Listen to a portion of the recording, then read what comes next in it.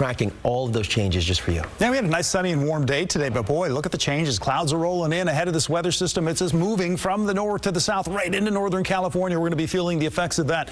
But a beautiful sight here from the Sutter Buttes. Oh, it's just gorgeous with those clouds, high clouds coming through. 72 degrees currently in Sacramento, 72 in Stockton, 73 in Modesto, and 51 degrees currently at Lake Tahoe. Current winds, we do have a little bit of an onshore breeze, 24 miles per hour in San Francisco, 14 miles per hour making its way through Solano County, and then the winds taper off quite a bit. Now we're going to notice a shift in the wind. So as we get into tomorrow, we'll see those winds. They'll start out coming from the west and then southwest and then more from the south.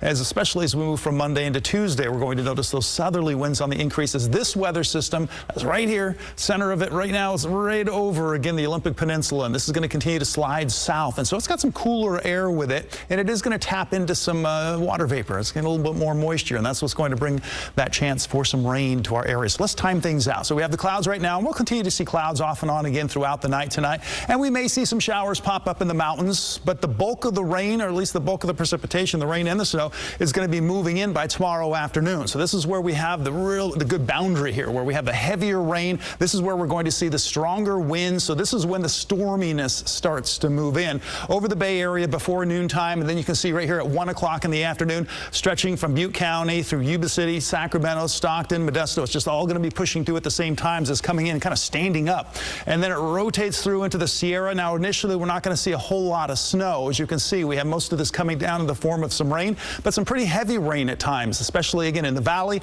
and on the east side of the valley and through the foothills. You're going to see a pretty good amount of rain during this time frame. This is going to continue as we go through the overnight and into Tuesday morning. So there's midnight, and you can see that heavy rain just kind of stacked up against the foothills and through Calaveras County and into Tuolumne County, also in through some valley spots like Stockton and Modesto. You're going to see some of that, and it continues to rotate through. So this is an area that looks like we could see a little bit more rain than other spots a little bit farther to the north. Now, we will see that shift a bit more to the north as the center of low pressure continues to sag south, and you see that rain turning into more snow bunching up on the east slope of the Sierra, and that will continue. And that's when I think we're going to get the greatest amount of snow in places like Lake Tahoe and Truckee as we get into Tuesday and then early Wednesday morning. But after that, it clears out as we go through the afternoon on Wednesday, which is some cloud cover lingering. So how much rain are we expecting? Again, valley spots anywhere from 1 inch to 1.5 inches through Tuesday. So that's the totals from Monday and Tuesday. In through the foothills, we're looking at least 1 to 2 inches. Again, a little bit more farther south. So Sonora, we've got 1.5 inches to at least 2.5 inches possible there. And then Truckee and Lake Tahoe can see about 0.5 inch to 1 inch of rain. And then we have the snow. And again, amounts are going to be fairly limited, but we could see up to 3 inches of snow just because of elevation issues. 8 to 12 inches at Donner Summit. So you get higher elevations, and then you move south, and look at these numbers go up. 18 to 24, and then Sonora Pass, we're looking at 24 to 30 inches. So some pretty significant rain is in the forecast there. As we go along, we are looking at conditions that are going to be looking like this. Here's your Sub-Valley 7-day forecast.